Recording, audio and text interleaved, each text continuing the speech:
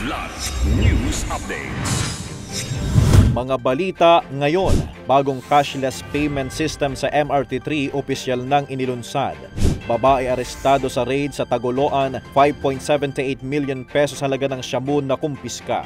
2 bangka lumubog sa Cavite, 6 na katao na iligtas. Ako po si Cesar Soriano para ihatid ang nangungunang mga balita sa buong kapuluan ngayon. Opisyal nang inilunsad itong Hulyo 25 ng Department of Transportation o DOTR ang bagong cashless payment system para sa Metro Rail Transit Line 3 o MRT3. Sa ilalim ng makabagong sistemang ito, maaari nang gamitin ang debit at credit cards, gayon din ang e-wallet apps gaya ng GCash at Maya para sa pagbabayad ng pamasahe. Bilang bahagi ng modernisasyon ng automatic fare collection system, naka-install na ang mga card reader sa mga turnstile ng lahat ng istasyon ng MRT3. Personal na sinubukan ng mga opisyal mula DOTR at Department of Information and Communications Technology o DICT, kabilang sina Secretary Vince Dizon at Secretary Henry Aguda ang naturang sistema. Layunin ng proyekto na pabilisin ang transaksyon, bawasan ang pila at gawing mas magaan at episyente ang biyahe ng libu-libong pasahero araw-araw sa Metro Manila. Isang hakbang ito tungo sa mas digital at accessible na pampublikong transportasyon.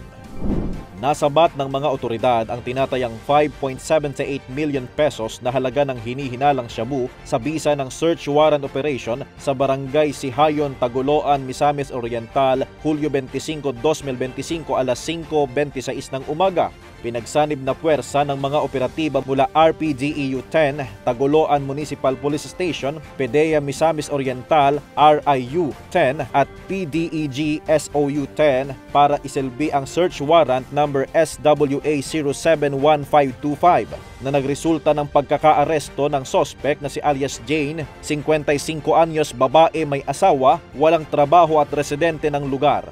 Kumpiskado mula sa sospek ang nasa 850 grams ng hinihinalang shabu na nakalagay sa heat-sealed transparent plastic sachets. Kasama ang ilang drug paraphernalia, tinatayang aabot sa 5,780,000 pesos ang halaga ng nakuhang droga batay sa standard drug price.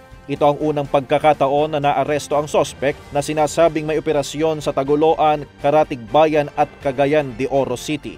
Kasalukuyang nasa kustodiya ng RPDEU 10 ang sospek at nahaharap sa kasong paglabag sa Section 11 Article 2 ng Republic Act 9165 o ang Comprehensive Dangerous Drugs Act of 2002. 6 na katao ang matagumpay na na-rescue ng Philippine Coast Guard matapos lumubog ang 2 motor bangka sa karagatan ng Barangay Bukana, Ternate, Cavite kahapon ng alas 7 ng umaga. Ayon sa ulat, agad na rumisponde ang mga tauhan ng PCG matapos makatanggap ng tawag mula sa isang concerned citizen. Mabilis na isinagawa ang operasyon at ligtas na nailigtas ang lahat ng sakay ng bangka. Walang naiulat na nasaktan sa insidente.